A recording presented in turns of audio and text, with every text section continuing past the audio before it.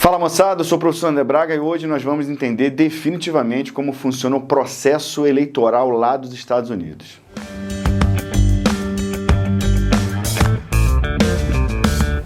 Pois bem, primeira coisa é entender que o conceito por trás daquele processo eleitoral é diferente do nosso.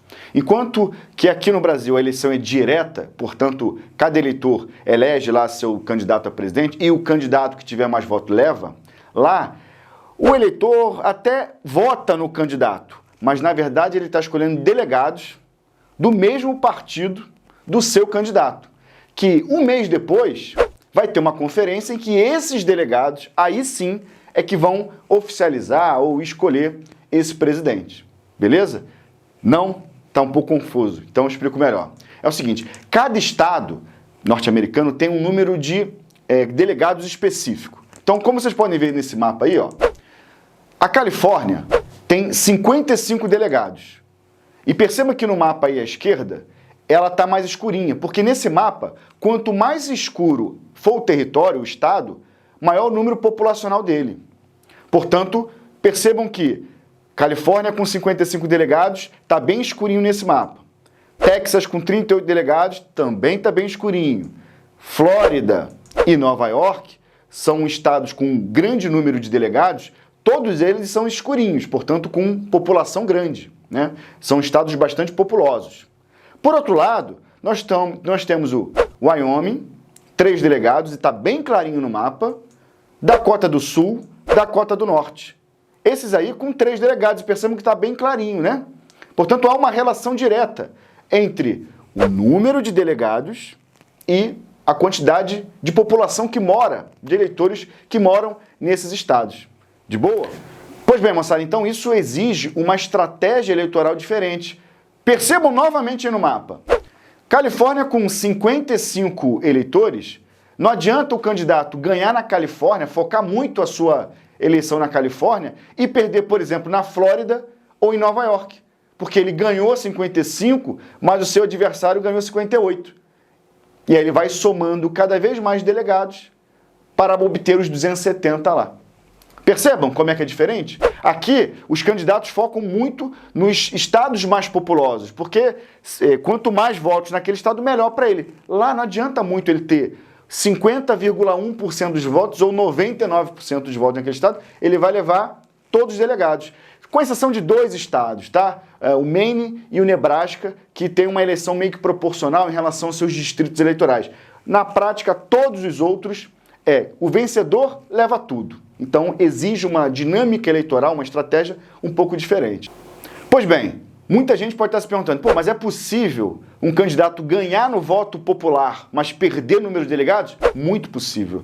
Nos últimos 20 anos, isso aí já aconteceu 2 vezes. Em 2000, na campanha Bush versus Al Gore, e 2016, Trump versus Hillary. Nas 2 ocasiões, os 2 republicanos ganharam. Bush em 2000 e Trump agora em 2016. Interessante isso, né? E aí, nesse momento, pode estar batendo aquela percepção, mas isso é injusto. A maioria popular, a maioria decidiu por um candidato e isso não foi aceito. Isso tem a ver, moçada, com o processo histórico de formação da nação estadunidense. Só para lembrar, eles se formaram enquanto nação a partir da reunião de 13 colônias que se juntaram contra o inimigo externo. Aqui, nós fomos forjados como nação, como país, a partir de uma figura central, que era o imperador, inclusive, nem república nós éramos. Então, um imperador, Pedro I, forma o país a partir da sua independência, uma luta política, mas também militar, né? Teve algumas lutas pelo Brasil. Então, nós forjamos a nossa identidade nacional territorial, política, a partir do centro, a partir de um imperador. Lá foram estados que se juntaram. Então, os estados têm muito mais peso na dinâmica política nacional do que aqui no Brasil. Até hoje lá é assim, né?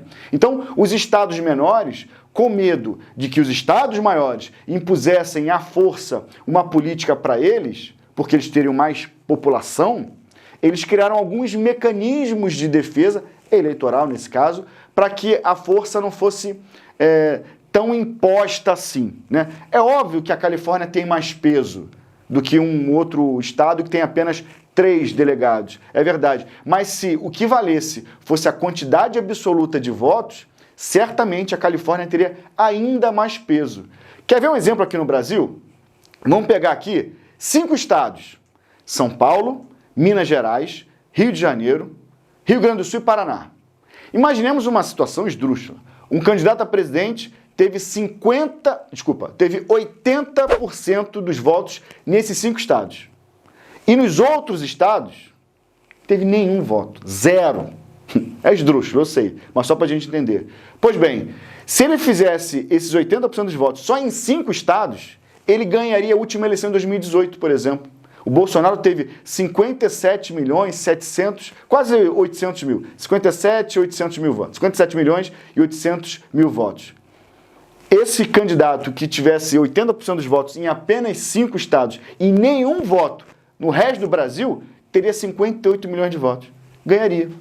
Então, para evitar essa, no caso deles, uma deturpação da força nacional entre os estados, eles criaram esse mecanismo. Sacou? Pois bem, moçada, se tiver alguma dúvida, manda aí nas perguntas, nos comentários que a gente responde de novo. Se não, um abraço, até a próxima.